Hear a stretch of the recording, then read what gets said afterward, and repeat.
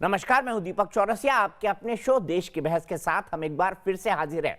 जैसा कि आप जानते हैं, न्यूज नेशन का ये वो मंच है जहां होती है आपके मन की बात। आप जिस मुद्दे को चुनते हैं, हम ना सिर्फ उस मुद्दे को पूरे देश के सामने उठाते हैं, बल्कि इस शो में लोग सीधे देश के सामने अपनी बात भी रखते हैं। आज आपने देश की बहस का जो मुद्दा तय किया है वो है भूमि पूजन से पहले उठी बाबरी विध्वंस केस हटाने की मांग। इसे 77% लोगों ने वोट देकर देश की बहस का मुद्दा बनाना चाहा है। आज इसी पर होगी देश की बहस। इस चर्चा में मेरे साथ एक बड़ा पैनल शामिल होगा, साथ ही दर्शक भी जुड़ेंगे।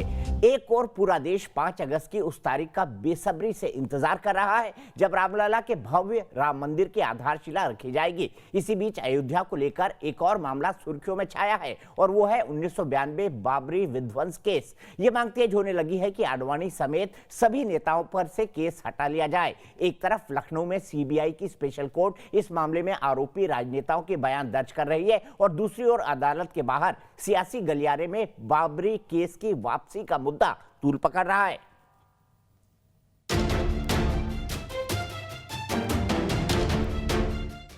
देश में अयोध्या पर हलचल तेज। भूमि पूजन की महातैयारी के बीच सबसे बड़ी मांग 1992 विध्वंस केस को खत्म करने की मांग पर राजनीति तेज। राजनीति के मैदान में फिर लौटा 28 साल पुराना केस। अयोध्या में राम मंदिर आंदोलन के प्रमुख राजनीतिक चेहरे इन दिनों कानूनी दांवपेच का सामना कर रहे हैं। आज लखनऊ में सीबीआई की स्पेशल कोर्ट में मुरली मनोहर जोशी की वीडियो कॉन्फ्रेंसिंग के जरिए पेशी हुई, तो शुक्रवार को बारी बीजेपी के सबसे बड़े नेता लालकृष्ण आडवाणी की है। 1992 विध्वंस केस में बतौर मुख्य आरोपी मुरली मनोहर जोशी ने अपना बयान दर्ज किया और दलील दी कि मैं घटना में शामिल नहीं था, राजनीतिक कारणों से मुझे फंसाया गया। इसी तरह शुक्रवार को लालकृष्ण आडवाणी का बयान दर्ज होगा।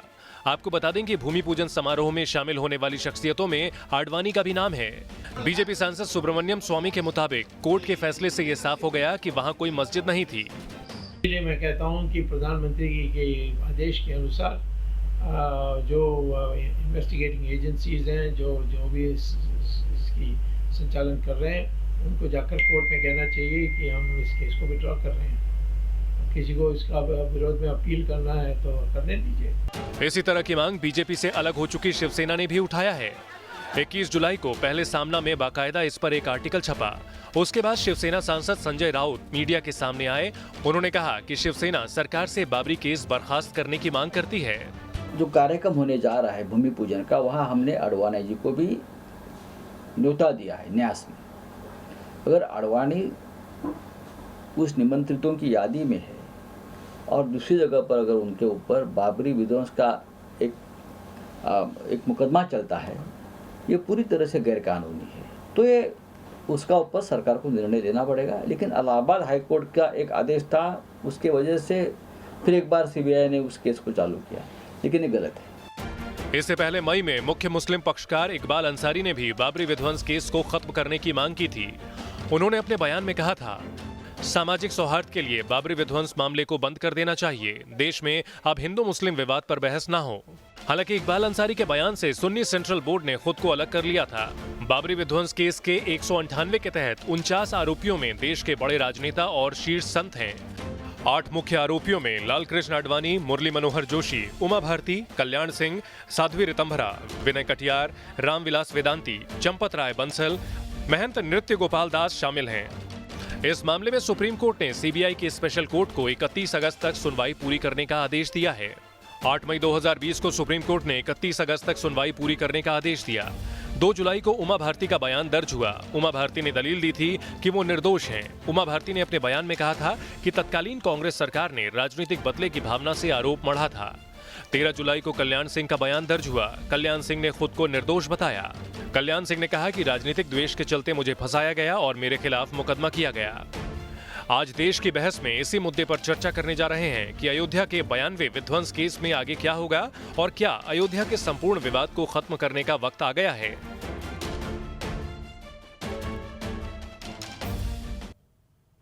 तो सवाल यह है कि दरअसल क्या केस खत्म हो सकता है। जी हाँ, अगर समाज के सभी पक्ष चाहें और सरकार चाहे तो केस खत्म हो सकते हैं। ऐसे केसेस, पॉलिटिकल केसेस पहले खत्म हुए हैं, लेकिन सवाल यह है कि क्या मुस्लिम समाज ऐसा चाहेगा, क्योंकि उनके हिसाब से बाबरी मस्जिद को ढहाना एक गलत बात थी। एक हिसाब से अगर इसे माना जाए तो ये कहा जा सकता है कि किसी भी धार्मिक स्थल, चाहे वो हिंदू का हो या मुस्लिम का हो या विवादित हो, उसे गिराया जाना नहीं चाहिए था। लेकिन इस पर उन बड़े नेताओं का क्या स्टैंड था? 6 दिसंबर 1992 को जो हुआ, क्यों ना हम उसको बुलाकर आगे बढ़ें, ये भी एक सवाल है। इसीलिए देश की बहस में हमारा आज का सवाल है, क्या बाबरी विध्वंस से जुड़े केस वापस होने चाहिए? आप शो के दौरान हाँ या ना, ए और बी, ये दो ऑप्शन है। इस पर हमें अपनी राय न्यूज नेशन की वेबसाइट पर दे सकते हैं। हमारा मोबाइल ऐप डाउनलोड करना बेहद आसान है, आप उस पर भी वोट कर सकते हैं। हमारे ट्विटर हैंडल @NewsNation TV पर जा सकते हैं। हमारा फेसबुक पेज भी है। और इसके दौरान अगर आप कोई राय रखना चाहें, सवाल रखना चाहें, तो हमारा व्हाट्सएप नंबर यहाँ पर लिखा हुआ है 9711002266। और इसी पर आप ये भी रिक्वेस्ट भेज सकते हैं कि आप इस शो के अंदर शामिल होना चाहते हैं। तो मैं एक बड़े पैनल को आपके साथ इंट्रोड्यूस करूंगा। मेरे साथ जफर याब जिलानी साहब है, जो कि संयोजक है बाबरी मस्जिद एक्शन कमेटी के। अब बाबरी मस्जिद रही नहीं, उसी भी मुद्दे पर उनसे बात करेंगे कि उनका क्या मानना है इस केस के बारे में। सुब्रमण्यम स्वामी ने जो मांग की है, उसके साथ ही साथ मेरे साथ स्वामी धर्मेंद्र जी भी जुड़ेंगे, आचार्य धर्मेंद्र, जो कि एक हिंदू धर्मगुरु हैं और अभियुक्त क्रमांक 1 है बाबरी विध्वंस मामले में। लेकिन सबसे पहले मैं अपने दर्शक अजीत ठाकुर के पास चलता हूं, जो कि एक IT प्रोफेशनल है। अजीत जी, मैं आपसे जानना चाहता हूं, क्या केसेस वापस होने चाहिए? आपकी क्या राय है? सुब्रमण्यम स्वामी ने, सामना अखबार के अंदर शिवसेना ने, जो कि मुख्य आरोपी रही है इसकी, और साथ ही साथ कई अन्य लोगों ने भी मांग की है। इकबाल अंसारी ने मांग की है, जो इस मामले के पक्षकार थे। क्या केसेस वापस होने चाहिए? क्या इस मामले का पटाक्षेप होना चाहिए?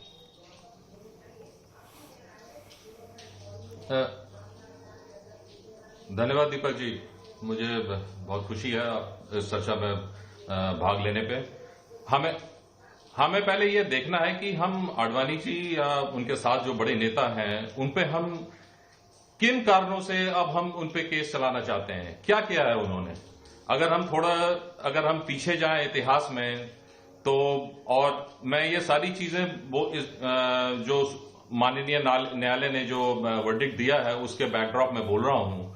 ये केस स्टार्ट हुआ 12वीं सदी में, जब वहां पे बताया गया कि भगवान राम की वहां मंदिर है। फिर 1528 में वहां पे बाबर ने उस मंदिर को तोड़ के वहां पे मॉस्क बनाया गया, और वहीं से ये विवाद स्टार्ट हुआ। मैं उस डिटेल में नहीं जाना चाहता हूं, लेकिन आडवाणी जी एक हमारे देश के बहुत बड़े नेता हैं, और ये कोई डिनाई नहीं कर सकता कि उनकी एक मंशा होती है, वो हमारे करोड़ों हिंदुस्तानी, करोड़ों भारतीयों को रिप्रेजेंट करते हैं, और उनसे ये हक कोई नहीं छीन सकता। अगर उनके अंदर किसी तरह की भावना है, जो करोड़ों भारतीय हैं और राम भगवान के प्रति जो इतनी जनमानस है जो उनके पीछे है, उनकी भावनाओं को वो आगे रख के अगर कोई मुहिम चलाते हैं, इसमें कोई बुराई नहीं है, और मैं इसको बिल्कुल उनका हक समझता हूं। और सुप्रीम कोर्ट ने जो वर्डिक्ट दिया है, उस चीज को विंडिकेट करता है। जो आडवाणी जी ने किया या उनके साथ जुड़े जितने भी नेताओं ने उनके साथ काम किया, उसको वो विंडिकेट करता है। हम उन्हें किस चीज की सजा दें? उन्होंने ऐसा क्या किया है जिस चीज की हम उनको सजा दें? मैं तो कानून के हिसाब से बाबरी के विवादित ढांचे को तोड़ा है उन्होंने। जो लोग इनके साथ जुड़े हुए हैं, और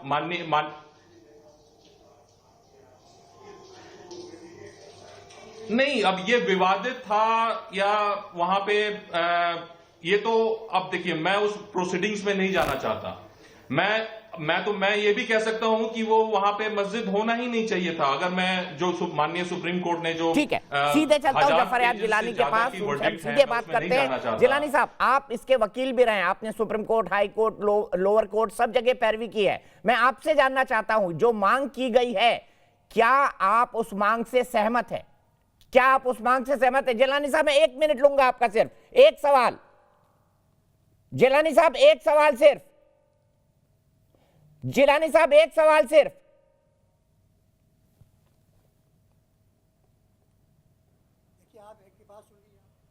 ठीक है, आचार्य धर्मेंद्र जी, ये जो मांग उठ रही है, इसके बारे में आपका क्या कहना है?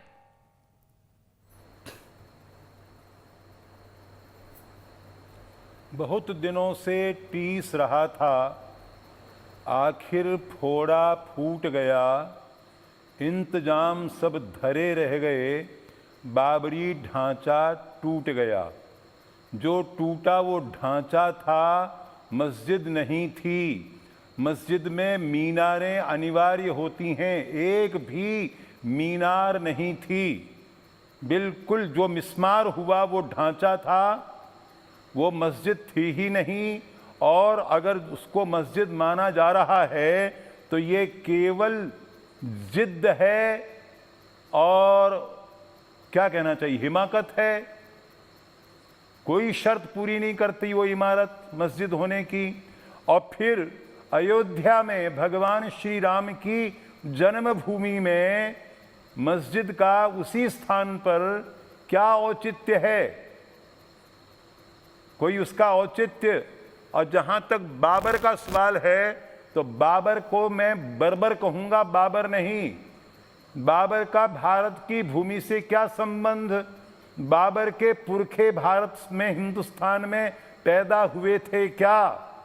और जो छाती पीट रहे हैं उनमें से किसी के भी पुरखे हिंदुस्तान की सरजमी पर, मादरे वतन में, हमारी जो भारत माता है, भारत माता की पवित्र धरती पर इनमें से कौन पैदा हुआ?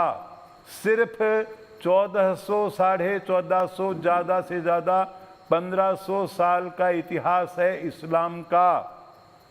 भगवान श्री राम को ठीक है, सीधे मैं चलता हूं जफरयाब जिलानी साहब के पास। जिलानी साहब, ये जो मांग उठ रही है, शिवसेना ने ये मांग की है, सुब्रमण्यम स्वामी साहब ने मांग की है, सीधे आपसे सवाल करूंगा मैं, क्या आप इस मांग को जायज मानते हैं? क्या इस मामले के पटाक्षेप के तौर पर, एक गुड जेस्चर के तौर पर, या कानूनी तौर पर ये केसेस वापस लेने चाहिए? आपने इतनी लंबी अदालती लड़ाई लड़ी है, इसलिए आपकी राय बेहद महत्वपूर्ण है।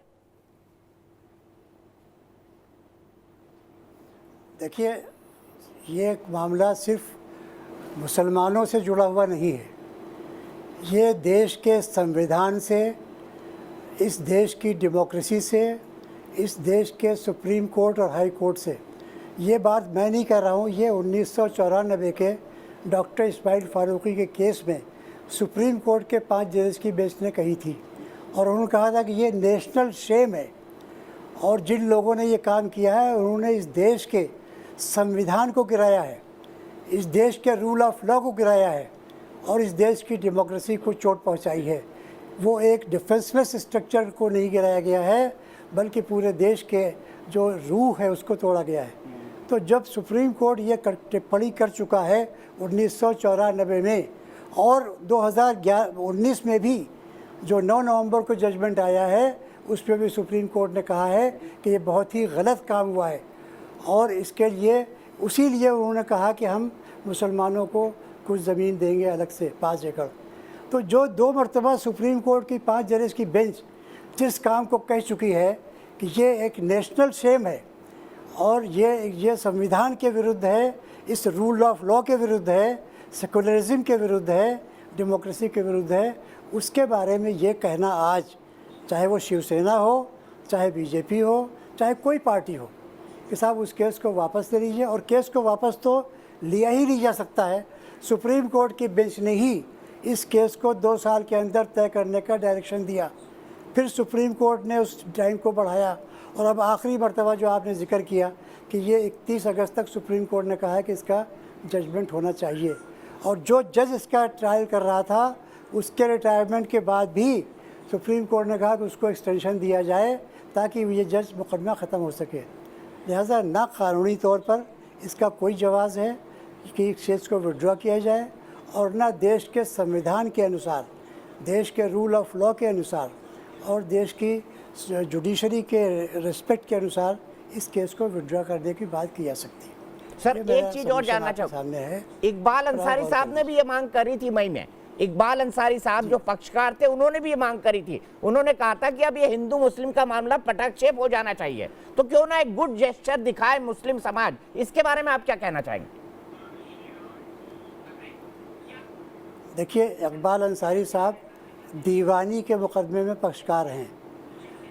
फौजदारी का मुकदमा जो ऐसा होता है उसमें सरकार पक्षकार होती है, और सरकार सीबीआई के ज़रिए प्रोसिक्यूट कर रही है, और सुप्रीम कोर्ट के निर्देशों के अनुसार कर रही है। तो इसमें इकबाल अंसारी हो या मैं हूँ या कोई दूसरा आदमी हो, उसके कहने की कोई वैल्यू नहीं। मुस्लिम समाज इसमें पार्टी नहीं है, बल्कि सरकार पार्टी है, और सुप्रीम कोर्ट इसका जो है वो डायरेक्शन दे रहा है, उसके डायरेक्शन पर ये ट्रायल चल रहा है।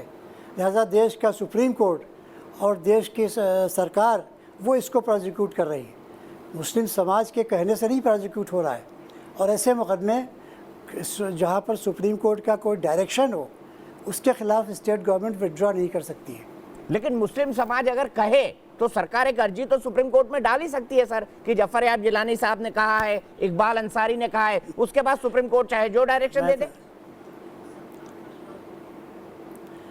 देखिए, मैं तो बिल्कुल इसको नहीं कहूँगा, इसलिए कि पूरा देश सिर्फ मुसलमान नहीं बल्कि जितने सेकुलर अवाम हैं वो इस मुकदमे के जजमेंट का भी इंतज़ार कर रहे हैं, जैसे टाइटल सूट का इंतज़ार था। तो इसलिए मैं तो नहीं चाहूँगा कि कोई भी वो शख्स जिसने इतना बड़ा उसको मैं क्या कहूँ हिंदू में, जो सुप्रीम कोर्ट ने कहा है कि इतना बड़ा एक्ट किया है, क्रिमिनल एक्ट किया है, जो देश के संविधान को जिससे झंझोड़ दिया, तो वो उसको सज़ा न मिले। जो लोग इसके पापी हैं उनको सज़ा मिलना चाहिए। मैं कभी नहीं कहूँगा कि इस मुकदमे को में कोई दखल गवर्नमेंट या कोई अवाम दे। एक आखिरी चीज जानना चाहूंगा, आप इतने सुलझे हुए वकील हैं, आपको लगता है वो कोई केस बनता है विध्वंस का? जिस हिसाब की चार्जशीट्स फाइल हुई हैं, जिस हिसाब के एलिगेशन है, वो केस तो सीधे तौर पर डिसमिस हो जाएगा कोर्ट के अंदर। मुझे लगता है सजा मिलना बहुत ही मुश्किल होगा उस केस के अंदर। देखिए अभी कोई साहब कह रहे थे और सुब्रमण्यम स्वामी की बात आपने कही, सुप्रीम कोर्ट के इस जजमेंट में भी जो 9 नवंबर 2019 को आया है, साफ साफ लिखा गया है कि 6 दिसंबर सन 92 को मस्जिद को डिमोलिश किया गया है, और वो एक मस्जिद थी।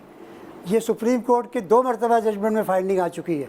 लिहाजा जब मस्जिद को डिमोलिश किया जाएगा तो उसके बारे में जिन लोगों ने डिमोलिश किया, ये तो कोर्ट तय करेगा कि चाहे डिमोलिश किया हो, चाहे उन लोगों ने प्रोवोक किया हो, साजिश में शामिल हो, उन सब को सज़ा कोर्ट देगा। लेकिन कोर्ट तय करेगा कौन लोग उसमें शामिल थे, कौन नहीं थे।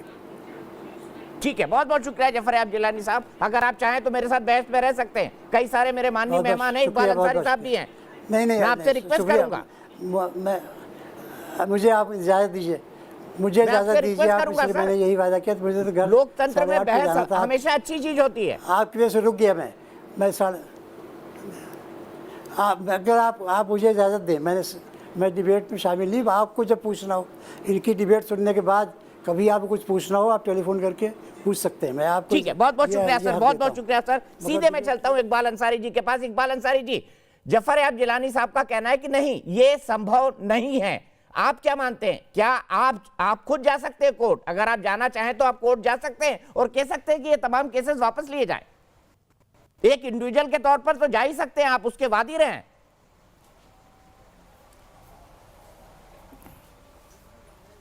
देखिए, सवाल जो है सरकार का है, ये मुकदमा सरकार का है।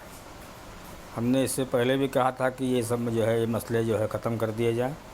ये जिम्मेदारी सरकार की बनती है, सरकार जो भी कुछ करे हम उसके अंदर कोई दखल अंदाजी नहीं करते। ठीक है, महंत नवल किशोर दास, मुकदमे वापस होने चाहिए? क्या मुकदमों का कोई औचित्य बनता है? क्योंकि जफर याब जिलानी साहब ये कह रहे हैं कि 2019 का जो फैसला है नवंबर का, उसमें भी ये कहा गया है कि वहां पर बाबरी मस्जिद को तोड़ा गया था, जो गलत हुआ था। आपका क्या मानना है महंत नवल किशोर दास, मुकदमा बनता है? देख, सुप्रीम कोर्ट ने ये तय कर दिया कि वहाँ राम जन्मभूमि है, वहाँ मंदिर था, और मंदिर को तोड़ करके एक ढांचा को खड़ा किया गया। मुझे लगता है जब राम जन्मभूमि के पक्ष में साक्ष्यों के आधार पर, कोई ऐसे नहीं, पूरा जागृति अवस्था में पूरे साक्ष्यों के आधार पर भगवान श्री राम की जन्मभूमि के आधार पर निर्णय हो चुका है, भूमि पूजन होने वाला है, तो मुझे लगता है कि 6 दिसंबर को लेकर के अब कोई किसी प्रकार का वो नहीं करना चाहिए और केस वापस होना चाहिए। क्योंकि अब इस देश में हिंदू और मुसलमान दोनों शांतिपूर्वक रहना चाहते हैं, और ये आवश्यक है कि उस समय जो घटनाएं घटी उसको तुरंत वापस किया जाए। क्योंकि कोर्ट ने माना है कि राम जन्मभूमि है, और जन्मभूमि को वहाँ से हटा करके एक ढांचा खड़ा किया गया था।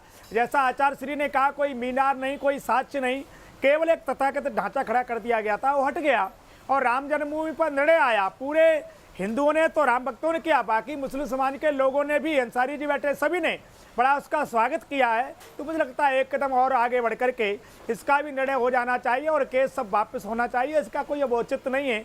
हम प्रसन्नता के साथ भगवान श्री राम का भव्य मंदिर का निर्माण करें और सब लोग प्रसन्नता के साथ रहें, क्योंकि ये केस चलेगा तो फिर लोगों को कहीं ना कहीं पुरानी यादें आएंगी और कहीं ना कहीं लोगों के मन में खिंचाव न हो। इसलिए शांति के लिए, राष्ट्र में सुख शांति के लिए मुझे लगता है बहुत आवश्यक है ये केस सब समाप्त किए जाएं, वापस किए जाएं। ठीक है वेदांती जी, मैंने आचार्य जी से पूछा, आचार्य जी ने कहा कोई साक्ष्य नहीं, कोई सबूत नहीं, कोई मंदिर नहीं, कोई मस्जिद नहीं, वहां पर मंदिर को तोड़कर एक ढांचा बनाया गया था। वेदांती जी, आप खुद वहां पर 6 दिसंबर 1992 को मौजूद थे, मेरी जहां तक याददाश्त जाती है। आप भी इस मामले में एक पार्टी है, मैं आपसे ये जानना चाहूंगा आप क्या चाहते हैं? वहां पर मौजूद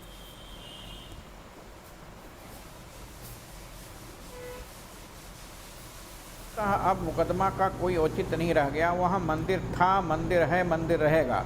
हम लोगों ने मस्जिद नहीं तोड़ा, वहाँ राम मंदिर का खंडहर था जहाँ रामलला विराजमान थे, जहाँ पर हनुमान जी की मूर्ति, दुर्गा जी की मूर्ति, गणेश जी की मूर्ति, 12 भगवान की माने सूअर की मूर्ति थी, जहाँ भगवान विष्णु की मूर्ति थी, जहाँ धनुष बाण के चिन्ह थे, शंख चक्र गदा पद्म के चिन्ह, जहाँ त्रिशूल और डमरू के चिन्ह थे। और नासा के उपग्रह ने देखकर बताया था कि जहाँ रामलला विराजमान है उसके नीचे भगवान शंकर जी का मंदिर है। और अभी जब खुदाई हुई तो खुदाई में भी शंकर भगवान का मंदिर मिला। इसलिए साक्ष्यों के आधार पर वहाँ मस्जिद कभी नहीं थी, मंदिर का खंडहर था और मंदिर के खंडहर को हमने तोड़वाने के लिए संकल्प किया था। और मैंने मंदिर के खंडहर को तोड़ा और तोड़वाया। इसलिए मैंने जज के सामने कहा है कि हमको फांसी होती है मंदिर तोड़वाने के आरोप में, खंडहर तोड़वाने के आरोप में, या आजीवन कारावास होता है तो मैं जेल जाने के लिए तैयार हूँ, लेकिन ये कहने को तैयार नहीं हूँ कि मैं राम जी का मंदिर नहीं लूँगा। राम की जन्मभूमि थी, राम जन्मभूमि है, राम जन्मभूमि रहेगी। दुनिया की कोई ताकत अब रामलला को वहाँ से हटा नहीं सकता। 5 अगस्त को माननीय प्रधानमंत्री जी जो आ रहे हैं शिला पूजन करने के लिए, भूमि पूजन करने के लिए, वो मुहूर्त 1000 वर्षों के बाद इतना अच्छा मुहूर्त आया है। उस मुहूर्त में जिस मंदिर का पूजन होगा, भूमि पूजन होगा, दुनिया की कोई ताकत उस मंदिर को तोड़ नहीं सकती है।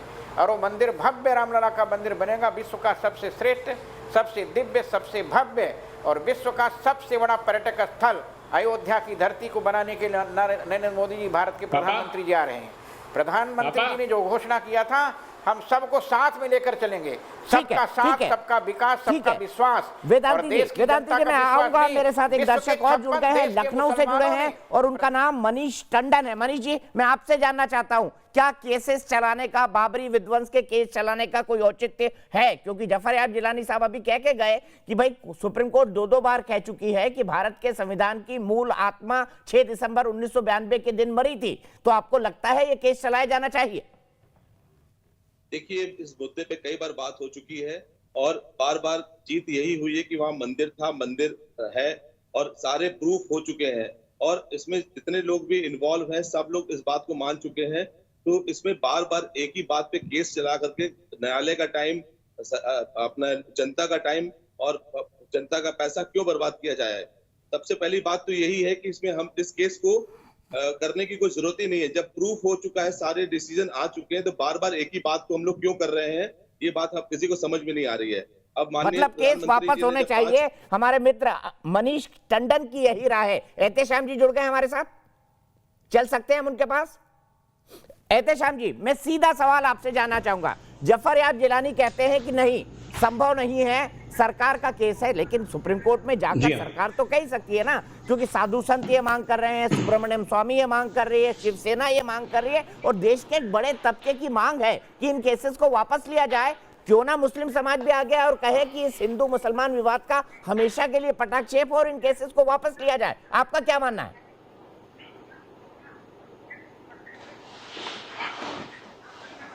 देखिए, मेरा ये मानना है कि किसी के कहने से या ना कहने से केसेस वापस नहीं होते। केस चलते हैं संविधान के दायरे में रहकर। संविधान हमारा ये कहता है कि अगर कोई कृत्य, कोई ऑफेंस किया गया है तो उन अपराधियों को सजा मिलनी चाहिए। और इस केस में आप जानते हैं कि अडवाणी जी, उमा भारती जी अपना ऑन कैमरा, ऑन वीडियो अपना ऑफेंस कबूल कर चुके हैं, तो फिर उनको सजा मिलने में क्या प्रॉब्लम है? और अगर एक राम मंदिर के लिए 2-4 नेता जेल चले गए तो उसमें क्या बुराई है? चलिए, वेदांती जी ये कह रहे हैं 2-4 नेता जेल चले गए तो क्या बुराई है? आप वीडियो देखिए, YouTube पे आपके पास फोन रखा हुआ है। सर मैंने बिल्कुल, अगर राम मंदिर के लिए 2-4 नेता अपनी शहादत दे देंगे तो इसमें मुझे लगता है कोई बुराई नहीं है। 1132 ओरिजिनल टेपें देखिए 6 दिसंबर 1992 की 1132 ओरिजिनल न्यूज ट्रैक में काम कर चुका हूं मैं। वेदांती जी मैं आऊंगा उस टेप में क्या है उस पर भी बात करूंगा, लेकिन मैं वेदांती जी से जानना चाहता हूं। वेदांती जी ये कह रहे हैं गुना हुआ है, 6 दिसंबर 1992 को गुना हुआ है, आपका क्या मानना है? फिर मैं आचार्य जी के पास जाऊंगा। देखिए 6 दिसंबर 1992 को जो तोड़ा गया वो मंदिर का खंडहर तोड़ा गया। वहां मस्जिद नाम की कोई चीज थी ही नहीं। मैंने मंदिर के खंडहर को तोड़वाया था। जहां पर रामलला विराजमान थे वहां मस्जिद नाम की कोई चीज नहीं थी। कुरान में लिखा है जिस मस्जिद में मीरान नहीं होती वो मस्जिद नहीं मानी जाती। वहां तो 3 गुम्बद थे, जहां राम जी पैदा हुए, जहां लक्ष्मण पैदा हुए, भरत पैदा हुए, शत्रुघ्न पैदा हुए। 3 गुम्बद थे, तीनों महारानियों का वहां स्थान था। माँ कौशल्या का, माँ कैकेयी का, माँ सुमित्रा का स्थान था। वहां किसी इस्लाम की जगह नहीं थी, किसी खुदा की जगह खुदी नहीं थी। वहां राम की जन्मभूमि थी, हनुमान जी की मूर्ति थी, सभी देवी देवताओं की मूर्ति थी, ऋषियों की मूर्तियां थी। वहां पर इस्लाम का कोई चिन्ह मिला ही नहीं। वहां जो भी चिन्ह मिला मंदिर का चिन्ह मिला। ठीक है, एहतेशाम जी उन्होंने उनका कहना है कि उन्होंने मस्जिद को नहीं तोड़ा, मंदिर का खंडहर था जिसको रिनोवेशन के लिए तोड़ा गया। एहतेशाम जी क्या कहना है आपका? बड़ी दो टूक बात कही है वेदांती साहब ने। मस्जिद नाम की कोई चीज थी ही नहीं वहां पर। मस्जिद नाम की कोई चीज थी ही नहीं वहां पे।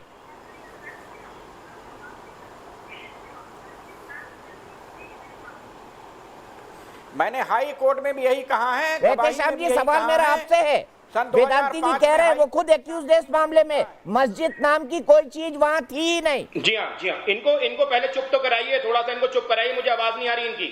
नहीं शांत हो गए, वो बिल्कुल खामोश है आपकी बात सुनने के लिए। पता नहीं गुरु महाराज जी ने कौन सी जजमेंट पढ़ी है सुप्रीम कोर्ट। बोलिए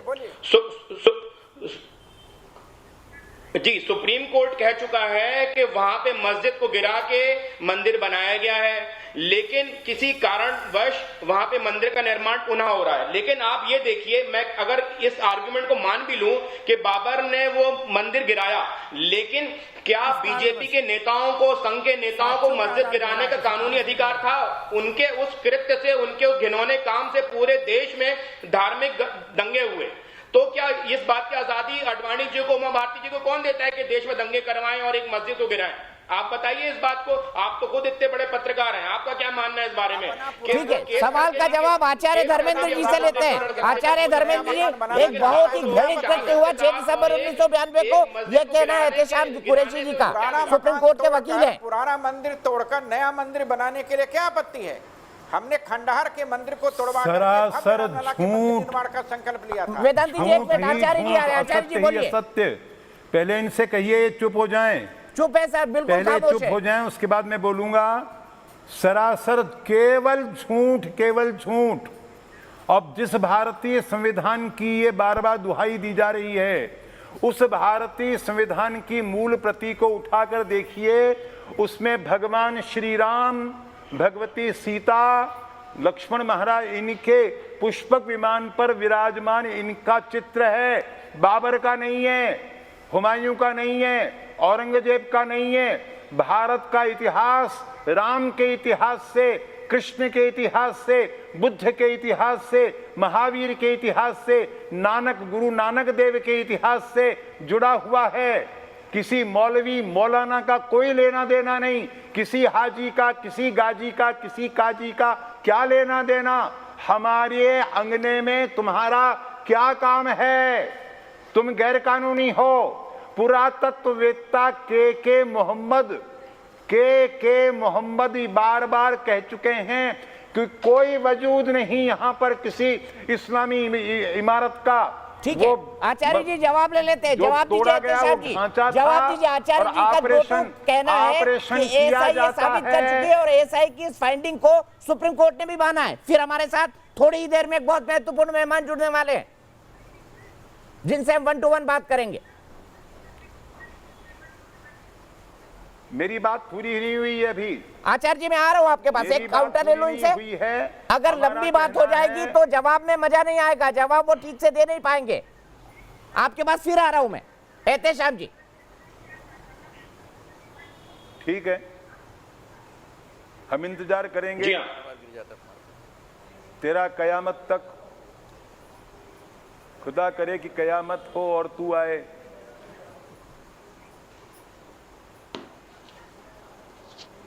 जवाब दीजिए एहतेशाम जी, आचार्य जी ने बड़ा दो टूक बात कही है। बाबर और बाबरी मस्जिद का हिंदुस्तान से क्या लेना देना? देखिए आचार्य जी, देखिए धर्मेंद्र जी को मैं एक बात बताना चाहता हूं कि जो संविधान की उन्होंने व्याख्या करी है, ये मेरे हिसाब से तो मेरी नॉलेज के परे है। इन्होंने कौन सा संविधान पढ़ा है? इन्होंने शायद संघ का संविधान पढ़ा है, तभी ये इस तरह की बातें कर रहे हैं। हिंदुस्तान जो है वो हिंदू मुस्लिम सिख ईसाई सबका खून शामिल है हिंदुस्तान की आजादी में। और हिंदुस्तान मुल्क में अगर ये बात कह रहे हैं कि यहाँ पे कोई मौलाना, कोई इस्लाम का कोई वो वजूद नहीं था, तो मुझे लगता है कि स्वामी जी को फिर से कुछ किताबें पढ़ने की जरूरत है। इस तरह से धार्मिक भावनाओं को भड़का के आप स्वामी का चोला नहीं पहन सकते हिंदुस्तान में। आप अब्दुल हमीद की बात क्यों नहीं करते हैं? आप गुलाम नबी आजाद साहब की बात क्यों नहीं करते हैं?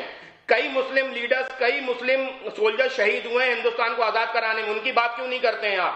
आपने चलिए भव्य मंदिर बन रहा है वहां पे, बहुत अच्छी बात है। नहीं सर, बाबर और बाबरी से हिंदुस्तान का क्या लेना देना, ये तो बताइए। उसकी सजा क्या उनको मिलना चाहिए?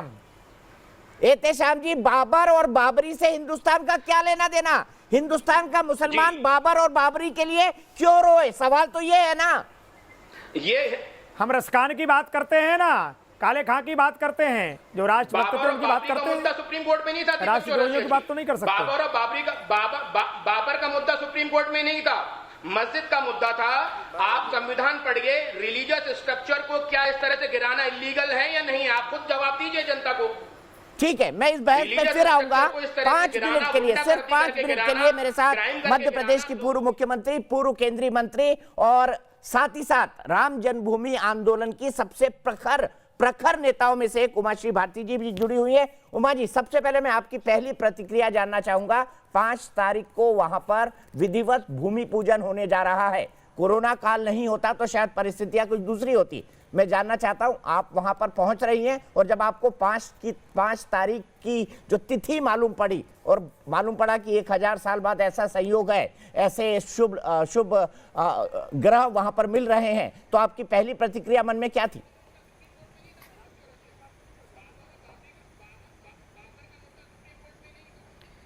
मेरे लिए ये बहुत ही आनंद का क्षण है, एक ऐसा क्षण जिसके लिए मुझे शब्द ही नहीं मिलेंगे, क्योंकि 500 साल से कोई आंदोलन, कोई अभियान चला है, उसमें लाखों लोगों के बलिदान हुए हैं और अंत में वह आस्था और शौर्य और विश्वास के सहारे वो चला और अंत में उसमें स्थिति ये बनी कि उसको संवैधानिक संरक्षण भी मिला।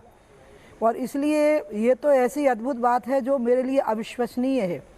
मतलब कोई ऐसी बात जिसका आप विश्वास ना कर सकते हो और वो घट जाए, तो इसके लिए ऐसी चीज़ों के लिए आनंद की जगह पे कृतार्थता एक शब्द होता है, कृतार्थता का बोध होना, कि हम अपने जीवन में कृतार्थ अनुभव करते हैं कि हमने उस दृश्य को देखा और हम उसमें भागीदारी किए थे उस अभियान में।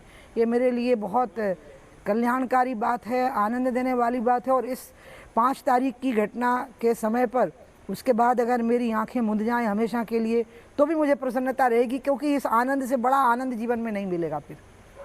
उमा जी, बड़ी बात कही है। मैं आपसे ये भी जानना चाहता हूं कि हाल ही में एक मांग उठी है और मांग सुब्रमण्यम स्वामी जी ने उठाई, शिवसेना ने उठाई, खुद इकबाल अंसारी जी ने कहा। इकबाल अंसारी जी तो ये बात फैसले के तुरंत बाद कह चुके थे, कुछ महीनों बाद। उन्होंने कहा कि बाबरी मस्जिद डिमोलिशन के या विवादित ढांचा डिमोलिशन के जो केसेस हैं वो सरकार को वापस ले लेने चाहिए। आपका मत क्या है? क्योंकि आप भी एक एक्यूज्ड है केस में। जो लोगों ने कहा है कि आपको लगता है कि देश में ऐसी एक मुहिम चलनी चाहिए?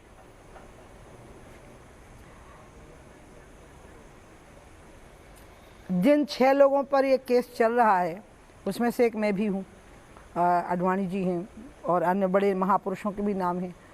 मैं तो इस पर कुछ कह ही नहीं सकूँगी, क्योंकि आपको स्मरण होगा जब से मैंने इस अभियान में भागीदारी की, मैंने हमेशा कहा कि मैं इस अभियान में भागीदारी करने के लिए अपने आप को गौरवान्वित अनुभव करती हूँ।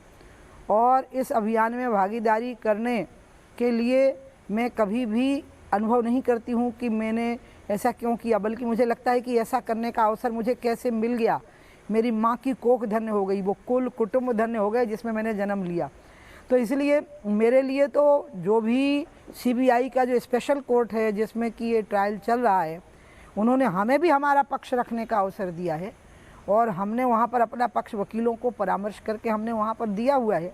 इसलिए हम तो माननीय सुप्रीम कोर्ट का, माननीय सीबीआई के कोर्ट का इस बारे में जो भी निर्णय आएगा वो स्वीकार करेंगे, क्योंकि हमारे लिए यही परमानंद का विषय है कि प्रधानमंत्री जी 5 तारीख को श्री राम शिला की वहाँ पहली शिला रख रहे हैं राम मंदिर के लिए। आपको याद है उमा जी, आप बहुत छोटी थी, दूसरी बार की सांसद थी 1992 में, मुझे बहुत अच्छी तरह याद है। कैसे आप इस आंदोलन से जुड़ी थी?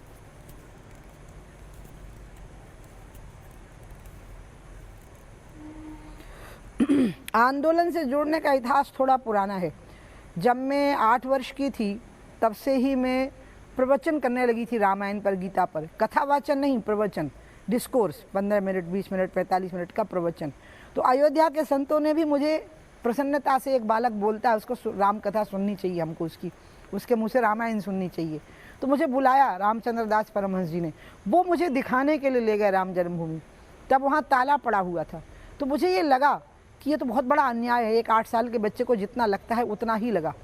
उसके बाद मैं प्रवचन करने लगी, बहुत मशहूर हो गई, विदेशों में गई, सब जगह पर मैंने अन्याय और शोषण देखा। भारत में लौटी, बुंदेलखंड में लौटी, अपने गांव में लौटी, वहाँ भी बहुत अन्याय और शोषण देखा। तो मेरी राजनीति शुरू हो गई और मैंने 2 चुनाव अन्याय और शोषण के खिलाफ ही लड़े और उसमें बहुत बुंदेलखंड के गरीब लोगों ने मेरा साथ दिया। इसी बीच में ये आगे बढ़ो, जोर से बोलो और जन्मभूमि का ताला खोलो, ये अभियान फिर शुरू हुआ। तो वीएचपी के माननीय अशोक सिंघल जी ने मुझे कहा कि आप इसमें भागीदारी करिए और मैंने उनके कहने पर सभाएं की। फिर कोर्ट का ऑर्डर हुआ और ताला खोला।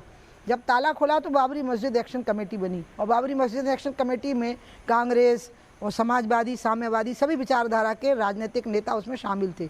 उन्होंने कहा कि हम राम जन्मभूमि का ताला खुलने का कोर्ट का ऑर्डर नहीं मानते, हम वहाँ जाके नमाज पढ़ेंगे। तब उस समय पर हमने अयोध्या के 12 जिलों की हदबंदी की कि हम नहीं जाने देंगे और उन 12 जिलों में मैंने भ्रमण किया विश्व हिंदू परिषद के कहने पर, अन्य लोगों ने भी किया। उसके बाद बीजेपी का पालमपुर में अधिवेशन होता है, आडवाणी जी अध्यक्ष बन चुके थे और वहाँ प्रस्ताव पारित होता है कि हम राम की जन्मभूमि पर मंदिर के निर्माण का समर्थन करते हैं। और इस तरह से चूँकि पहले सभी राजनीतिक दल इसमें भाग ले चुके थे तो बीजेपी ने भी ये प्रस्ताव पारित किया और आज वो स्थिति आई है। मैं आपको बताऊं, जब वामपंथी हमारी आलोचना करते हैं, लेकिन 89 में नवंबर में जो शिलान्यास हुआ है उस समय पर हम बीजेपी के लोग और वो लोग और समाजवादी विचारधारा के लोग मिलकर के लोकसभा का चुनाव भी लड़े हैं और उसी समय पर शिलान्यास हुआ है। इसलिए उसके बाद ये आंदोलन बढ़ता गया। फिर जब मार्गदर्शक मंडल में मुझे शामिल कर लिया गया और मैं सांसद बन चुकी थी तो कई बैठकों में मैं शामिल हुई और अंत में कार सेवकों का आह्वान जो हुआ है, मैं दीपक जी आपको याद दिलाऊं, वो हुआ है 31 अक्टूबर 1990 की कार सेवा के लिए। उस समय पूरे देश में अशोक जी के कहने पे मैंने भ्रमण किया, अन्य सभी लोगों ने भी भ्रमण किया और हमने कार सेवकों का अयोध्या पहुंचने के लिए आह्वान किया। हमारी गिरफ्तारी हो गई चित्रकूट में, बांदा की जेल में। फिर वहाँ से मुझे खबर लगी कि मुलायम सिंह ने कहा है कि अब परिंदा भी पर नहीं मार पाएगा और अशोक जी घायल हो गए हैं और वासुदेव हलवाई जो वहाँ के थे उनको गोली मार दी गई जब वो ढांचे पे केसरिया पताका फहरा रहे थे और उनका शरीर नीचे गिरा। ये सब बातें जब मैंने सुनी तो मैं बांदा की जेल से भाग गई। और ये बड़ा चमत्कार है कि रास्ते भर कर्फ्यू लगा था लेकिन हम पता नहीं कैसे निकलते गए और मैं अयोध्या में पहुँच गई। फिर मैंने 2 नवंबर की कार सेवा का नेतृत्व किया है जिसमें कि गोली चली, लाठी चली, मेरे को बहुत कष्ट हुआ था उस समय पे। उसके बाद उस आंदोलन में और चरम उत्कर्ष आता गया और 1 दिसंबर से 6 दिसंबर तक मैं अयोध्या में ही मौजूद थी और बहुत बड़ा मजमा था उस समय अयोध्या के अंदर। और उस समय पर अगर ठीक तरीके से इन मामले को टैकल कर लिया जाता तो शायद इसका दूसरा रास्ता निकलता, जो कि आडवाणी जी लगातार कह रहे थे। वो ये कह रहे थे कि आजकल मशीनें आ गई हैं, हिंदू मुस्लिम समुदाय के लोग मिलकर एक हो जाएं और ये तय कर लें कि ये चूँकि राम की जन्मभूमि है और ये उतनी ही महत्वपूर्ण है जैसे मुसलमानों के लिए मक्का मदीना है या ईसाइयों के लिए वेटिकन सिटी है। इसलिए इस बात को समझते हुए कि बाबर कोई मुसलमानों का मसीहा या पैगंबर नहीं है और इसलिए उसके द्वारा, उसके सेनापति के द्वारा बनवाई गई चीज़ का कोई महत्व नहीं है इस्लाम की दृष्टि से, और इसलिए इस ढांचे को यहाँ से मशीनों के द्वारा रिमूव करवा दिया जाए और एक राम मंदिर का निर्माण की सहमति का माहौल बने। लेकिन उस समय क्या था दीपक जी, आप लोग नहीं थे, प्राइवेट मीडिया नहीं था, पूरा सरकारी मीडिया था। और प्रिंट मीडिया पर भी हमारे जो विरोधी वामपंथी हैं इनका बहुत कब्जा था। तो ये माहौल बहुत ख़राब करते थे, जनता हमारे साथ थी और ये माहौल ख़राब करने की कोशिश करते थे, जिसके कारण हमारी बात ठीक से पहुँच ही नहीं पा रही थी। हम लोग अयोध्या में इकट्ठे थे, 6 दिसंबर की घटना हुई, अब उसके लिए हम पर CBI के कोर्ट में ट्रायल चल रहा है। लेकिन इसी बीच में जो डेमोलिशन के बाद जो प्रमाण मिले और वो साक्ष्य जो पुरातत्व विभाग को मिले, और जब माननीय सुप्रीम कोर्ट ने उसकी सुनवाई करी, मैं सुब्रमण्यम स्वामी जी का आज अभिनंदन करूंगी कि जिस प्रकार से उनके प्रयास इसमें हुए और उसकी सुनवाई करी, उसी का परिणाम निकला कि माननीय सुप्रीम कोर्ट ने वहाँ मंदिर बनाने की बात को पुष्ट किया। और पूरे देश ने जिस तरीके से उस निर्णय को लिया, ये तो पूरी दुनिया में भारत की धाक कायम कर गया है। 6 दिसंबर 1992 को क्या भारतीय जनता पार्टी के नेताओं ने, मैं बड़ा स्ट्रेट सवाल पूछ रहा हूं, क्या 6 दिसंबर, जो आरोप लगता है कि 6 दिसंबर 1992 को भारतीय जनता पार्टी के नेताओं ने RSS और विश्व हिंदू परिषद के साथ मिलकर वहां पर बाबरी नाम का जो विवादित ढांचा था उसको गिराने की साजिश रची थी? ये केस भी आप पर चल रहा है, क्या हकीकत है इसकी?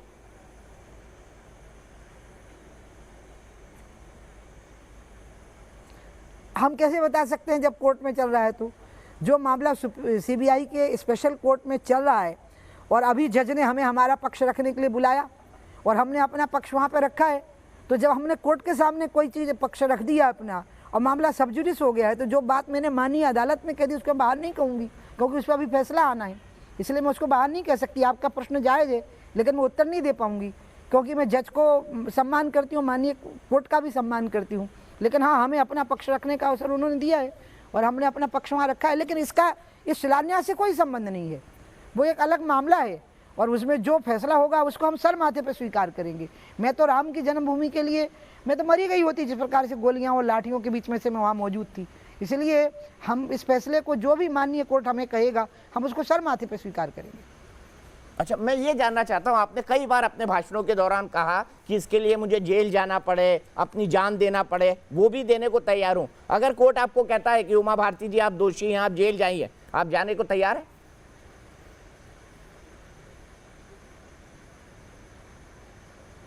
मैं तो देखिए, जो बंदा ये कह रहा हो कि हमको माननीय कोर्ट जो कहेगा उसको हम सर माथे पे स्वीकार करेंगे, मुझे एक बात कहनी पड़ेगी, आपको भी याद आ जाएगी, आप देश के सब बहुत माने हो जर्नलिस्ट हैं। अयोध्या आंदोलन में मैंने अपनी भागीदारी को लेकर के कभी भी खेद व्यक्त नहीं किया है।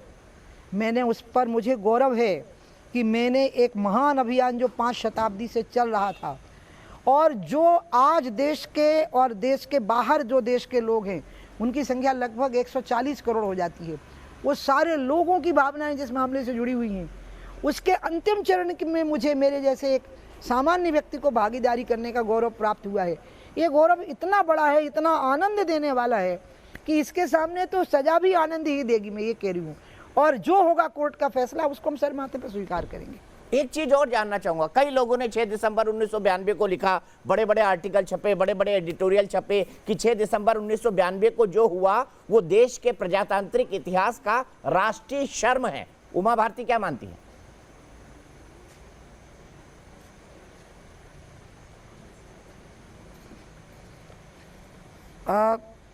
पहली बात तो यह है कि 6 दिसंबर को क्या घटा, और जो घटा वो राष्ट्रीय शर्म तब होगा जब वहाँ पर सुप्रीम कोर्ट का जो फैसला आया कि मंदिर का निर्माण अब वहाँ पर होना चाहिए।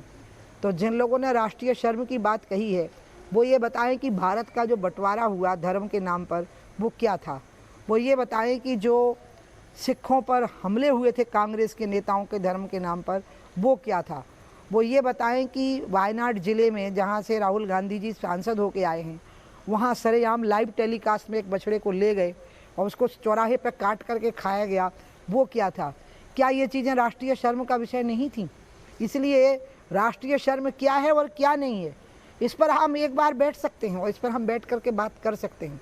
राष्ट्रीय शर्म के तो ये विषय हैं जहाँ पर भारतीय संस्कृति, भारतीय मान्यताओं का अपमान किया गया, बहुसंख्यक समुदाय की भावनाओं का अपमान करने में, उनका मजाक बनाने में, उनका व्यंग करने में कोई कसर नहीं छोड़ी गई। भगवा आतंकवाद को स्थापित करने की कोशिश की गई। उस साध्वी प्रज्ञा ठाकुर को इतना टॉर्चर किया गया, वो बेचारी कि कुछ नाम ले दे, और ये पूरे समय पर भगवा आतंकवाद की बात कही गई। इसलिए ये लोग राष्ट्रीय शर्म का विषय हैं, जिन्होंने देश की छवि पूरी दुनिया में खराब कर दी। अंत में ये लोग राष्ट्रीय शर्म का विषय हैं, और ये राष्ट्रीय शर्म के विषय की बात कहने वाले लोगों पर मुंह पर चांटा पड़ा उस दिन जब सुप्रीम कोर्ट का आदेश आया और देश के सभी समुदायों ने सद्भाव के साथ उस निर्णय को जब स्वीकार किया, तो उनने ही उनके गाल पर थप्पड़ मार दिया। मैं उनको क्या बोलूं, राष्ट्रीय शर्म वालों की बोलती ही बंद कर दी उन्होंने। तो मतलब 6 दिसंबर 1992 राष्ट्रीय शर्म का कोई कारण नहीं था, उस दिन राष्ट्रीय शर्म की कोई बात नहीं हुई।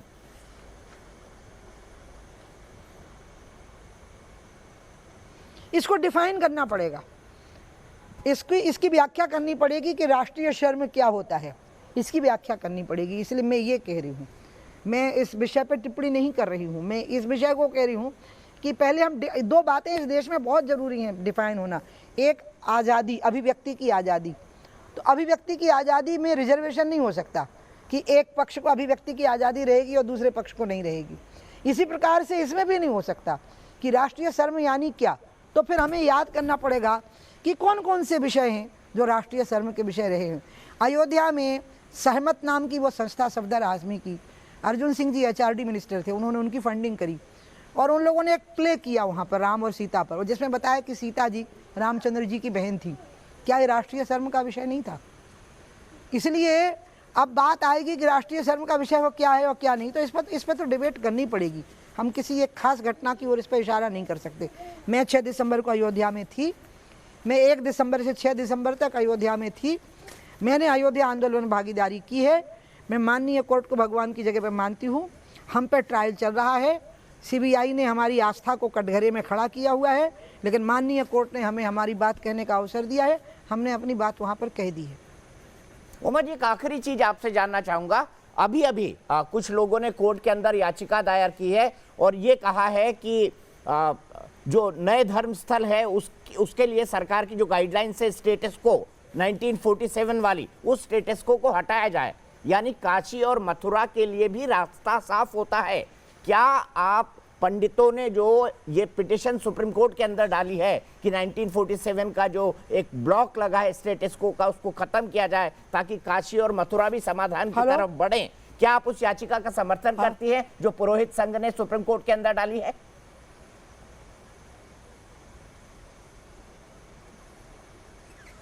अभी तो मेरा पूरा ध्यान इस पर है कि माननीय मोदी जी 5 तारीख को वहाँ पहुँचें, वो अपने हाथ से रामशिला अपने हाथ में हो, जैसे डॉक्टर राजेंद्र प्रसाद ने सोमनाथ का काम किया था, प्रारंभ किया था मंदिर का, इसी प्रकार से मोदी जी के हाथ से हो।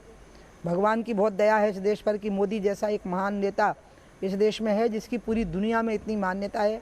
वो हिमालय में तप करने के बाद राजनीति में आए हैं। वो एक योगी पुरुष हैं, वो इसलिए वो इतना कष्ट कर पाते हैं, इतना काम कर रहे हैं, देश को आगे बढ़ा रहे हैं। और उस दिन ये काम हो जाए, मैं चाहूँगी, मैं सबसे अपील करूँगी कि सभी लोग इसी बात पर फोकस करिए शांति के साथ। राम के नाम में सब समाहित है। आपने कहा राम के नाम में सब समाये हुए हैं, तो 5 तारीख को उमा जी वहां पर होंगी और एक बढ़िया राम भजन सुनने को मिलेगा उमा जी के मुख से, क्योंकि आप जितना अच्छा डिस्कोर्स करती है उतना अच्छा गुनगुना भी लेती हैं। या एक बहुत शानदार बुंदेलखंडी नृत्य। अरे दीपक, अभी तो सुनो ना, मेरा जो गला है वो अभी तक खराब है। और दूसरा ये है कि अभी 5 तारीख की उपस्थिति को कल से ही लोग मुझे पूछे जा रहे हैं, और मैं पूरे समय कह रही हूँ कि कोरोना का मामला हर घड़ी बदल रहा है। तो हमको तो मैं वहाँ रहूँ या यहाँ रहूँ, इससे क्या फ़र्क पड़ता है? हम तो मोदी जी में समा गए हैं सभी लोग। तो इसलिए मेरे लिए ना खुशी घटेगी ना खुशी बढ़ेगी।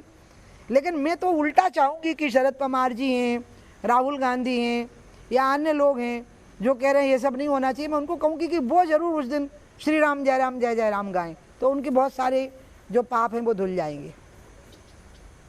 तो आप कैसेट भिजवा दीजिए कुछ राम धुन वाले।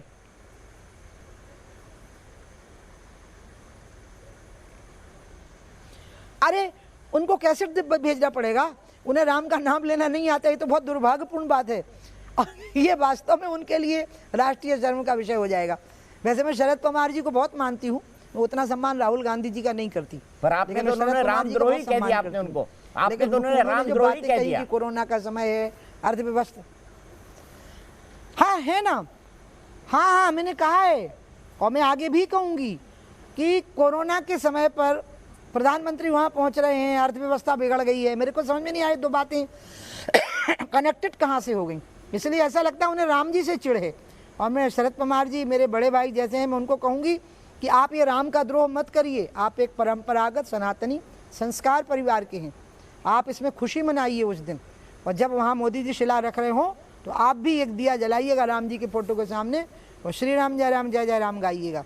और ये जो कौल दत्तात्रेय जनेऊधारी ब्राह्मण हैं हमारे राहुल जी, इनको भी मैं कहूँगी कि उस दिन दिया जलाना और श्री राम जय जय राम गाना। चलिए उमा जी, आपने हमसे बातचीत की, इतना वक्त निकाला, आप खुद कह रही हैं आपका गला खराब है, वरना हम आपसे एक बहुत खूबसूरत सा राम भजन सुनते, लेकिन वो ड्यू रहा, वो बाकी रहा।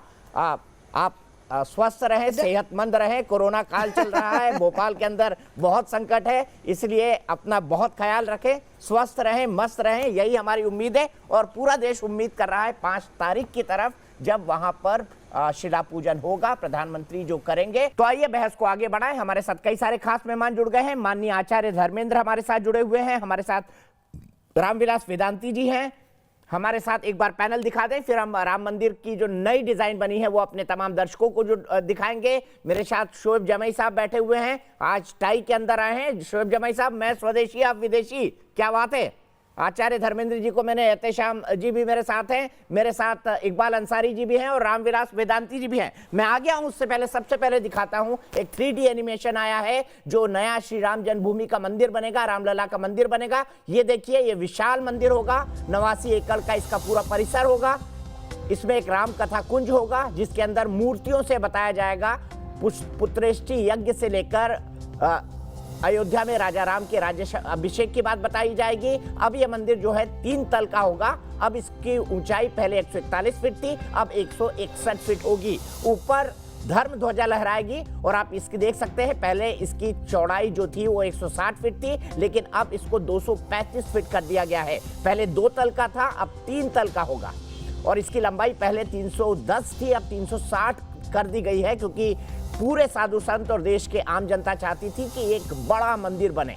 ये देखिए, ये 5 मंडप होंगे, पहले 3 मंडप होना था, एक कीर्तन मंडप, एक नृत्य मंडप, एक रंग मंडप, एक गूढ़ मंडप और एक मुख्य शिखर और एक प्रार्थना मंडप। जो गर्भगृह होगा वो सबसे नीचे होगा और राजा राम का जो दरबार होगा वो पहले तल पर होगा।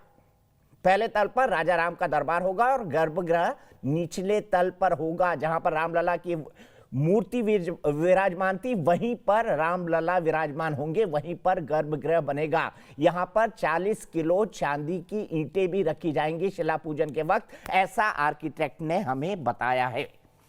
एक बार फिर से बहस की तरफ आते हैं। बहस में हमने एहतेशाम जी से बात की थी, इकबाल अंसारी जी से बात की थी, लेकिन आचार्य धर्मेंद्र जी की बात अधूरी रह गई थी। आचार्य धर्मेंद्र जी, एहतेशाम जी का कहना है, जो कि सुप्रीम कोर्ट के बड़े जाने माने लॉयर हैं, उनका यह भी कहना है और बड़ा साफ साफ कहना है कि उस दिन तो कानून का मखौल उड़ा था, उस दिन भारतीय संविधान की आत्मा एक तरीके से मर गई थी, ये उन्होंने आरोप लगाया है। क्या ऐसा आप लोगों ने कुछ किया था आचार्य जी?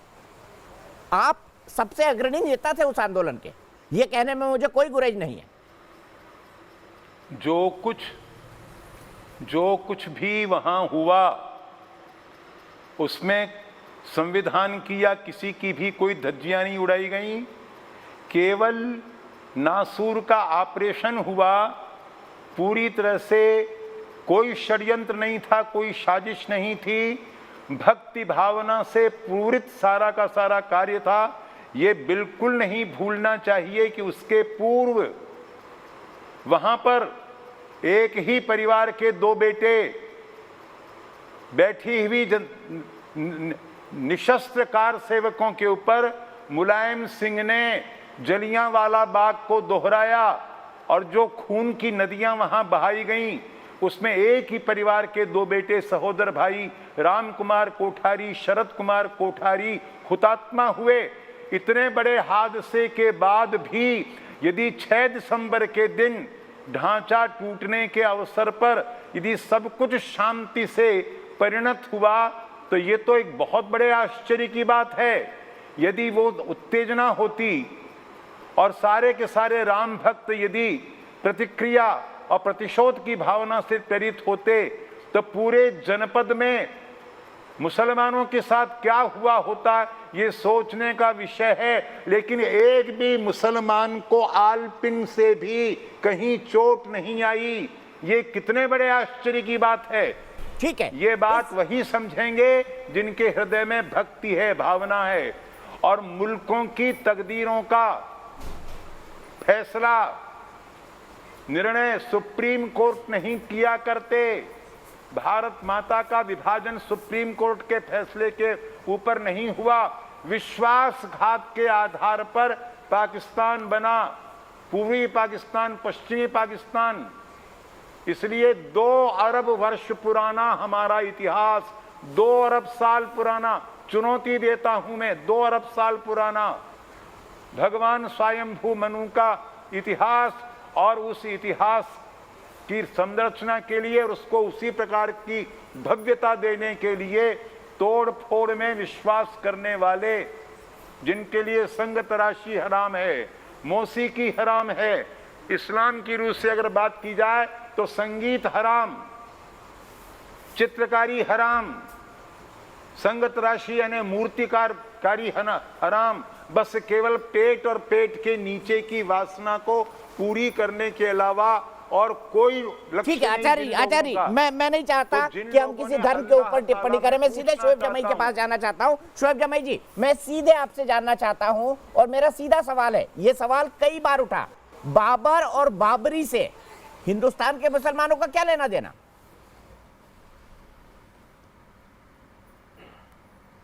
नहीं, मैं तो जब इसका फैसला आया था उस वक्त भी बधाई दिया था और आज भी बधाई दे रहा हूं कि बाबरी की लाश पर आप एक मंदिर निर्माण कर रहे हैं, आपको मुबारकबाद हो। मैं वही तो पूछ रहा हूँ, बाबर और बाबरी से हिंदुस्तान के मुसलमान का क्या लेना देना? बाबर आपके पूर्वज तो थे नहीं, विदेशी आक्रांता थे शोएब जमाई। बाबर लुटेरा था। देखिए, बाबर से लेना देना हो या ना हो, लेकिन जो आदर पूर्वक बोलिए ना, थे क्यों बोल रहे हैं? ये क्या बीच में कोई नहीं बोल रहा, बोलिए शोएब जमाई, आप बोलिए। क्यों बोल रहे हैं भाई? शोएब जमाई की टाई भी दिखाइए आज प्लीज। शोएब जमाई का फ्रेम थोड़ा वाइड करिए, टाई दिखाइए उनकी। जी बोलिए, बाबर और बाबरी से भारतीय मुसलमानों का क्या लेना देना? बाबर कोई भारतीय तो थे नहीं, विदेशी आक्रांता थे, तोड़फोड़ मचाई उन्होंने देश के अंदर। देखिए, वो सवाल आपने बहुत पहले भी कई बार पूछ चुका। आज जो मुद्दा है उस पर हम लोग कंसंट्रेट करते हैं। देखिए, प्रधानमंत्री मोदी जी जो है वो भूमि पूजन के लिए जा रहे हैं अयोध्या। मैं समझता हूं कि ऐसे वक्त में जब हमारे यहाँ 12 लाख लोग कोरोना से संक्रमित हुए, आपने कहा कि 45,000 लोग संक्रमित हुए, आज ही एक ही दिन में 700 से ज़्यादा लोग मर गए, तो ये बहुत ही इर्रिस्पॉन्सिबल बिहेवियर है प्रधानमंत्री की तरफ से कि ऐसे वक्त में रिलीजियस गैदरिंग में जाके शामिल हो रहे हैं। कहते हैं कि 150 लोग जमा होंगे। क्या ICMR ने कहा है कि 150 लोग से कोरोना नहीं फैलेगा? तो ये जगह जगह, जैसे बीजेपी के जो कार्यालय है बिहार में, वहाँ पे 75 लोग कोरोना संक्रमित हो गए। पूरे बिहार में कोरोना फैलाने की लोगों को ले जाके आपके नेता तेजस्वी यादव को माफी मांगनी पड़ी। आप आरजेडी से ही जुड़े हुए ना, टाई पहने हुए हैं, वो ठीक बात है, लेकिन आपके 4 विधायक वो झरने पे ले जाके वो पिकनिक मनवा रहे थे लोगों को। आपके ही नेता तेजस्वी यादव ने माफी मांगी है। विरोध करने के लिए विरोध किसी बात का उचित नहीं होता। इससे पहले भी 3 बार टाला जा चुका है भूमि पूजन। नहीं, आप भाषण वो देना चाहिए जो लॉजिकल लगे। यहाँ से कि देखिए, जिस तरीके से वहाँ कोरोना फैलाने की साजिश है ये, और इस साजिश में अगर इस साजिश में प्रधानमंत्री भी शामिल होना चाहते हैं तो फिर उनको मुबारक हो। तिरुपति में 114 लोग पॉजिटिव हो गए और वहां उसके बाद भी कपाट बंद नहीं किया। यहां जबलपुर MP में सरसंघ ये RSS के कार्यकर्ता जाकर के कोरोना फैला रहे हैं। अरे पूरे दुनिया देश में कोरोना फैलाने का ठेका लेके रखा है क्या? क्या किया मतलब था? कर क्या रहे हैं? ये कौन सा धर्म यूज कर रहे हैं आप लोग? क्या किया था जब गाइडलाइन चल रही थी? तब क्यों वकालत करते थे मौलाना साहब की? क्यों भटक रहे विषय से? शोएब जमाई जवाब दो ना। बाबर और बाबरी से हिंदुस्तान के मुसलमानों का क्या लेना देना? जवाब दीजिए इस बात का। कोरोना पर ज्ञान दे रहे। देखिए, एक बात आप याद रखिए, चचा था, ताऊ था, मस्जिद था, क्या था? बाबर हमारी चचा था, ताऊ था, फूफा था, क्या था? बाबर क्या था? अरे सर देखिए, मैं जानता हूं आप सरकार के और प्रधानमंत्री के बड़े चहेते पत्रकार हैं सर, आपको उनके पर्स का भी पता है, लेकिन मेरी भी तो सुन लीजिए सर। मैं छोटा, मैं आपकी इतनी हैसियत का नहीं हूं, मेरी बात सुन लीजिए ना 30 सेकंड से। मैं सिर्फ इतना कहना चाहता हूं कि बाबरी मस्जिद और बाबरी मस्जिद की यादें हमारे लिए मरते दम तक, और आने वाली नस्लें भी इसको याद रखेगी। आपको मुबारक हो कि एक मस्जिद को शहीद करके आप मंदिर बना रहे हैं, आपको मुबारक हो। किसी ने मंदिर तोड़ी नहीं तोड़ी किसी ने नहीं देखा, लेकिन 1992 में मस्जिद तोड़ी गई, उसको पूरी दुनिया ने देखा, कोई डिनाई नहीं कर सकता। और जो जज साहब से देने वाले फैसला, उसको तो बीजेपी ने राज्यसभा पहुंचा दिया। वेदांती जी, इनको ये छाती पीट रहे बाबरी मस्जिद टूटने के लिए, क्या कहेंगे इनके लिए? आचार्य धर्मेंद्र भी हाथ उठा रहे, संविधान मंदिर का दर्शन नहीं किया होगा। वो खंडहर था, मस्जिद का कोई चिन्ह नहीं था। मस्जिद में परिक्रमा नहीं होती, मस्जिद में देवी देवताओं की मूर्ति नहीं होती, मस्जिद में हनुमान जी नहीं होते, मस्जिद में शंकर जी नहीं होते, मस्जिद में दुर्गा की मूर्ति नहीं होती, मस्जिद में गणेश की मूर्ति नहीं होती। वहाँ सभी देवी देवताओं की मूर्तियां थी, तो मस्जिद कहाँ थी? वहाँ तो राम जन्मभूमि मंदिर का खंडहर था। हमने मस्जिद को नहीं तोड़वाया, हमने मंदिर के खंडहर को तोड़वाया है। इनको पता नहीं है, शायद अयोध्या गए नहीं होंगे। वहाँ मंदिर का खंडहर था, वहाँ मस्जिद की कोई चिन्ह भी नहीं था, कोई नाम नहीं था। आचार्य धर्मेंद्र कुछ कहना चाहते हैं? आचार्य धर्मेंद्र, भगवान राम की पूजा होती थी, कुछ वहाँ देश के अर्चन सेक्युलर बंधन होता लोगों था, को बाबर से मस्जिद का इतना कोई प्यार चिन्ह क्यों नहीं था, है? वहाँ मंदिर का खंडहर था। हमने मंदिर के खंडहर को तोड़वाकर भव्य रामलला मंदिर बनाने का रास्ता साफ किया है। जयपुर से उनका नाम है रामेश्वर शर्मा जी। रामेश्वर शर्मा जी, आपको क्या लगता है इन केसेस का चलने का कोई औचित्य है क्या? आप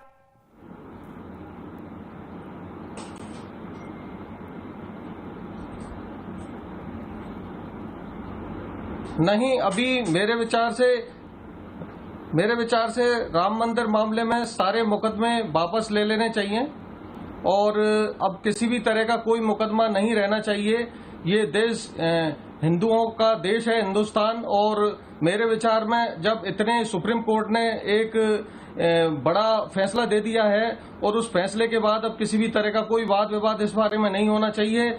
देश के लोगों की भावनाओं का सम्मान करना चाहिए, और राम मंदिर बड़े विशाल और भव्य तरीके से बनाना चाहिए। सीधे चलता हूं मौलाना साजिद रशीदी जी के पास। मौलाना साहब, बड़ा सीधी सी बात है, देश के कई लोग, एक बड़े तबके से मांग हो रही है कि इन केसेस का कोई औचित्य नहीं बनता। खुद इकबाल अंसारी साहब भी यही कह रहे हैं, जो इस मामले के पक्षकार रहे हैं। आपका क्या मत है, क्या केस बनता है या नहीं बनता?